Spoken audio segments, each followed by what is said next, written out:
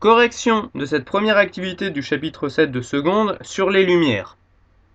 Alors, dans cette première activité, qui est un exercice classique que vous connaissez, on va, en vue de préparer une question problématisée, chercher les connaissances dont on a besoin dans un corpus de documents. Je rappelle qu'en classe, vous n'avez pas encore les connaissances, donc on les cherche avant dans des documents.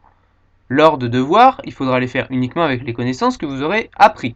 Ici, les documents vous servent juste à trouver les informations que vous n'avez pas encore. Donc vous aviez ce corpus de documents. Et vous deviez répondre à la question suivante. Comment les progrès scientifiques sont-ils promus par les femmes de la haute société européenne au siècle des Lumières? Il fallait trouver les éléments qui répondent à cette question dans ce corpus. Des progrès scientifiques liés aux Lumières qui sont promus par les femmes au sein de la haute société. Donc, là, les Lumières sont des idées qui se diffusent dans la haute société au XVIIIe siècle, comme le montre ici ce tableau qui illustre l'un des documents que vous avez traité, à savoir le salon de Madame Goeffrin. Mais ça, on va y revenir plus tard, puisque d'abord, on a le premier document, le document A. Donc, qu'est-ce qui montre ce document? Il montre la marquise Émilie du Châtelet. La marquise Émilie du Châtelet, qui reçoit des intellectuels des Lumières. Alors, quel type d'intellectuels? Pas n'importe lesquels. Des grands auteurs, c'est-à-dire des auteurs, des hommes de lettres, des humanistes, si vous préférez, comme on aurait dit au XVIe siècle. Et notamment des philosophes et des scientifiques, parmi lesquels, c'est ici précisé dans la légende, Voltaire. Alors je rappelle qu'on est en histoire, donc il faut préciser le contexte, au moins au début. Ici le contexte, c'est donc où et quand. Ça se passe où? Au XVIIIe siècle, puisque vous avez une date qui est présentée ici, et dans son château personnel, le château de Cirey. Le château de Cirey, pardon. Voilà, le château de Cirey. Donc, quel rôle joue Émilie du Châtelet dans ce château? J'ai mis le mot au tableau. C'est donc un rôle que vous avez là aussi déjà vu, un rôle de mécène. Donc, dans son château de Cirey, Émilie du Châtelet joue un rôle de mécène en attirant des hommes de lettres. Donc, qu'est-ce qu'elle fait en tant que mécène? Comme tous les mécènes, elle les héberge et elle les finance. Mais est-ce qu'elle fait que ça? Est-ce que c'est simplement un mécène spectateur? Ici, avec la légende de cette première illustration, on voit que non, puisqu'il nous est dit qu'elle travaille avec Voltaire et qu'avec lui, elle traduit les travaux de Newton. Émilie du Châtelet est donc une femme de science. Il y a d'ailleurs eu un film à ce sujet que je vous ai évoqué dans la vidéo sur les films historiques en rapport avec le programme de seconde, qui montre justement Émilie du Châtelet et Voltaire travaillant ensemble, et plus. Donc on a un premier document qui nous montre le rôle d'une femme, pas n'importe quelle femme quand même, c'est une aristocrate, riche et puissante, en tant que mécène, mais aussi en tant que femme de science. C'est important de le souligner, toutes ne sont pas des mécènes passives, même si bien sûr, elles sont souvent dans l'ombre des hommes de science avec qui elles peuvent travailler. Ensuite, document suivant qui traite toujours d'Émilie du Châtelet, je vous ai donc laissé les termes clés en dessous du document. Qu'est-ce que c'est? Donc ce document, c'est une lettre, c'est toujours bien de préciser de quel document on parle, une lettre d'Émilie du Châtelet, une lettre où elle fait quoi? Justement, elle essaye d'attirer des scientifiques à venir dans son château. Donc elle vient démarcher, débaucher, prenez ça comme vous voulez, des scientifiques pour venir les prendre sous son patronage. Donc là encore, tout comme le concept de mécène, on a déjà vu ça, cet échange de lettres entre personnes qui s'intéressent aux sciences et aux connaissances. Ça a un nom qu'on a déjà vu au XVIe siècle, dans le chapitre 4. C'est la République des lettres. Donc, Émilie du Châtelet, comme d'autres scientifiques, mais aussi comme d'autres femmes de science, elle participe à la République des lettres. Donc avec ces deux documents, on a un premier rôle, cette illustration commentée, pour vous aider à la comprendre, et une lettre, des femmes, qui peuvent être des mécènes importants, lorsqu'elles en ont les moyens, on remarquera que c'est pas non plus n'importe quelle femme, mais qui peuvent aussi y participer et faire partie de la République des lettres. Néanmoins, on a une deuxième façon de participer que je vous ai mis avec le document C. Donc le document C, il parle plus de Émilie du Châtelet, pardon. Il parle de Madame Goeffrine. Donc Madame Goeffrine, qui c'est une riche veuve. Du coup, il y a une différence avec Émilie du Châtelet, c'est qu'elle appartient à la bourgeoisie qui s'est enrichie dans les affaires. Et ici, son mari s'était enrichi dans le commerce de manufacture de la première proto-industrialisation. Donc on n'est plus chez les nobles, on est chez la haute bourgeoisie. Donc point commun entre les deux femmes, ce sont tous les deux quand même des gens riches et donc relativement puissants, qui en ont les moyens. Différence, pas uniquement la noblesse. Bon, donc ça c'est pour les présentations, qui nous est ici fait par un document d'époque qui nous raconte ce qui se passe chez Madame Goeffrine. A posteriori, vu la date. Il ne le raconte pas sur le fait. Donc, qu'est-ce qui se passe cette fois dans son salon? Donc son salon, qu'est-ce qu'elle fait? Elle finance des déjeuners. Alors attention, déjeuner, je le précise, à l'époque c'est le dîner. Bon, des déjeuners hebdomadaires qui servent à accueillir des hommes de lettres et de sciences dans sa demeure. Chez elle, dans son hôtel particulier. Donc là, il y a un concept qui est nouveau, que vous ne connaissiez pas, qui est celui de salon, que je vous mets à droite. Un salon, qu'est-ce que c'est? C'est une réception régulière de la haute société parisienne, mais notez tout de même, je ne l'ai pas mis sur la diapo, que ce n'est pas que à Paris, ça peut être en province ou même dans d'autres pays, chez un particulier. Donc c'est un particulier qui accueille dans son hôtel particulier, dans son domicile, des réceptions avec la haute société locale. Alors bon, c'est bien beau tout ça, mais qu'est-ce qu'ils font dans ce salon?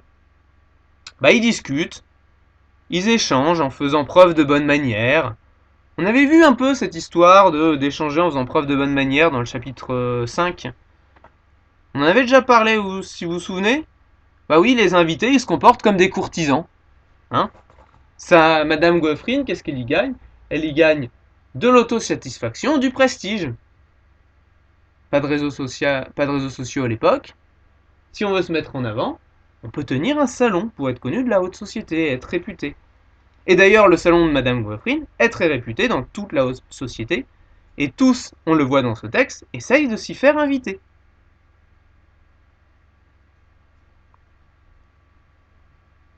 Je vous avais mis un peu plus haut une illustration, je vous la remets, d'une peinture, où on lit une lettre de Voltaire, donc on est dans le concept de la République des lettres, où les lettres des grands intellects circulent, auprès de la haute société, invité chez Madame Goeffrine, que vous pouvez voir à droite, en mauve.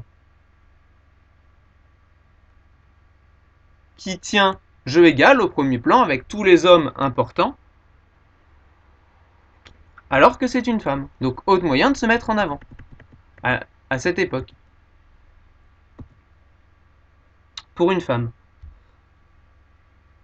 Alors qu'est-ce qu'on y pratique dans ces salons? Donc on y on y lit de la littérature, on échange les lettres, on fait passer les informations, on s'y cultive, mais des fois il y a aussi des divertissements. Alors un exemple, bon il y a écrit document C au tableau, mais sur votre feuille c'est le document D, c'est une erreur de ma part. Donc qu'est-ce qu'on voit dans ce document D? Alors qui n'est pas spécialement pris chez Madame Goeffrine, mais dans un salon parisien. Qu'est-ce qu'on y fait comme divertissement? Au-delà des lectures de lettres, des bonnes manières, etc. Il y a un certain nombre de divertissements. Et là, comme divertissement, on voit des expériences scientifiques dans un salon parisien du XVIIIe siècle. Toujours préciser d'où et quand on se situe. Donc ces expériences scientifiques, elles servent de divertissement. Qu'est-ce que ça nous dit par rapport à ce qu'on voyait avant? On a vu que les humanistes au XVIe siècle, c'était qu'une petite élite face aux préoccupations quand même religieuses de la société. C'est que là, la religion, elle est quasiment absente de ce qu'on voit là. Ça ne veut pas dire qu'elle est plus présente dans la société, mais ça veut dire que dans les préoccupations, notamment de la haute société, les préoccupations évoluent, et on voit le progrès scientifique devenir à la mode, devenir une préoccupation majeure de toute la haute société, un centre d'intérêt important, y compris pour des choses futiles, Parce que là, on n'est pas dans une expérience, on n'est pas entre gens sérieux qui travaillent et se cultivent. On est dans le cadre du divertissement, de l'amusement. Ici, c'est ça. C'est l'expérience scientifique, la science, devient quelque chose au moment de l'amusement, et non pas sur les temps non pas sur les temps pédagogiques pour se cultiver. Et d'ailleurs, vous ne l'aviez pas dans les documents, mais je vous le mets, ça n'intéresse pas que les futilités de la haute société lorsqu'ils ont besoin de se changer les idées. Ça va intéresser jusqu'au roi, puisque dans le document B, il était mention de l'Académie des sciences fondée par Louis XIV, et en effet, Louis XIV avait fondé, je n'ai plus la date, mais bah si, je l'ai mis sur les diapositives, en 1667, avait fondé l'Académie royale des sciences, dont vous avez ici le tableau, qui illustre, alors forcément il a été retouché et remanié dans la disposition des lieux et des personnages, mais qui illustre l'Académie des sciences au moment où elle est fondée par Louis XIV. On voit les éléments scientifiques en arrière-plan, l'intérêt pour les sciences de la nature avec des squelettes à l'arrière. À droite, beaucoup plus important pour l'époque, la cartographie, notamment important pour cartographier le royaume, mais surtout pour repérer lors de la navigation. Vous avez en arrière-plan le bâtiment, alors qui était redisposé pour les besoins du tableau, l'Observatoire de Paris, si ma mémoire est bonne. Donc le roi, lui, s'y intéresse aussi, et il fonde l'Académie des sciences. Et là, on a de nouveau un terme qu'on avait vu dans le chapitre 4 avec le mécénat principe, parce qu'ici on a du mécénat royal. Donc c'est une petite parenthèse que vous n'aviez pas dans les documents, même s'il était évoqué dans le document B. Donc ce n'est pas quand je dis que ça devient à la mode, que ça devient un intérêt, ça concerne non seulement la haute société, mais ça devient aussi une préoccupation du pouvoir. Mais revenons à la problématique. La problématique était quel rôle des femmes dans cette diffusion. Donc, dans les deux derniers documents, mais aussi dans les premiers, on voit que les femmes sont, je reviens sur le dernier document, ici il y a des femmes, c'est un public dans les salons,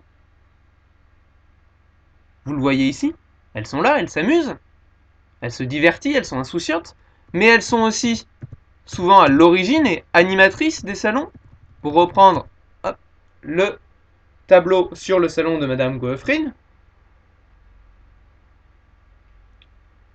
ce qui veut dire qu'elles sont un public dans les salons. Madame Goeffrine, on le voit, elle est consommatrice, mais aussi actrice de la diffusion des sciences. Et Émilie du Châtelet, elle aussi en est actrice par son mécénat, mais aussi personnellement parce qu'elle y participe. Donc avec tout ça, on a les différentes connaissances qu'on va pouvoir voir. Et je reviens à la fin de l'exercice. C'est ce qui va être l'exercice suivant pour cette fois-ci. Vous le connaissez, ce type d'exercice. On a listé toutes les connaissances dont on a besoin. Alors là, on l'a fait à partir de documents, mais dans une vraie épreuve, c'est à partir de vos connaissances, du cours que vous aurez appris. Là, vous ne l'aviez pas encore. Il faut l'organiser. Donc là, vous avez un brouillon pour organiser votre question problématisée avec les deux parties qui vous étaient données dans la consigne, puisque je rappelle que jusqu'à la fin de la première, on vous donne non seulement la problématique, mais aussi le plan.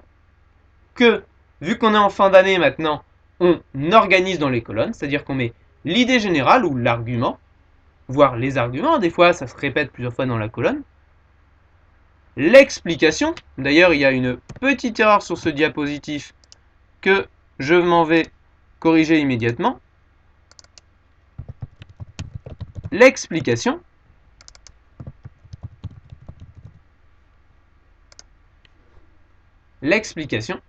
mais on ne se contente pas d'expliquer cette idée générale, cet argument, on doit aussi l'illustrer.